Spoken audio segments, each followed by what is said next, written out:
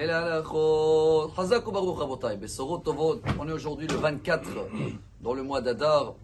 Le 24, vous vous rappelez de ce Télim, celui-là qui se vend très cher à Rosh Hashanah et Kippour. On l'appelle le psaume de la Parnassa. Les David, Mizmor, on ouvre le Echal et tout. Bon, c'est gratuit aujourd'hui, mais je crois qu'il y a un message très important, très urgence même, parce qu'on est dans la paracha de Vayakel, qui veut dire se rassembler et penser à les autres qui ne peuvent pas le faire en ce moment, à Kiev et en Ukraine, etc.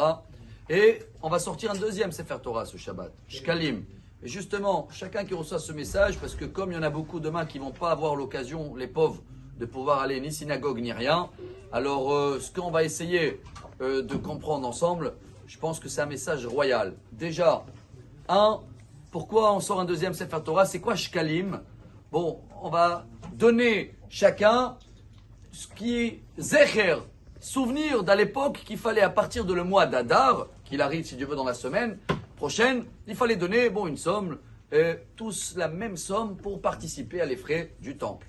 Ça, je sais que chacun il le fait, mais quelle somme on peut donner Shabbat, chers amis? Alors d'abord, il dit le Rayatz, Rabbi Yosef Yitzhak, le beau-père de Rabbi de Lubavitch, Shabbat Mevarchim avant Rosh Chodesh, c'est bien, lui il demande à tous les Chassid Chabad de terminer tous les Teilim.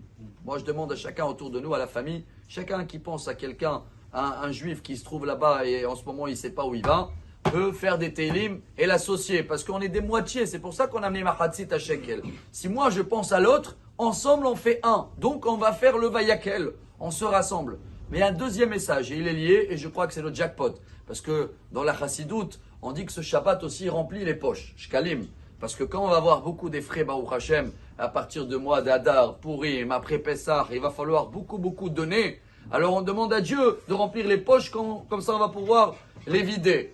Alors il y a une grande ségoula pour remplir les poches. Et ça, c'est pas moi qui le demande, c'est Moshe Rabbeinu qui le demande ce Shabbat. Dès qu'il a rassemblé tout le monde, avant de leur demander de construire le tabernacle, il les a dit s'il vous plaît, ce Shabbat, je vous demande absolument de ne pas allumer le feu. Bon, la Gemara tout de suite, elle dit, il n'y a pas que le feu, il fait partie des 39 travaux. Qu'est-ce qu'il voulait Moshe dire un message pour ce Shabbat? Le Zohar HaKadosh, Rabbi Shimon Bar Yochai, il dit que le feu, c'est la colère.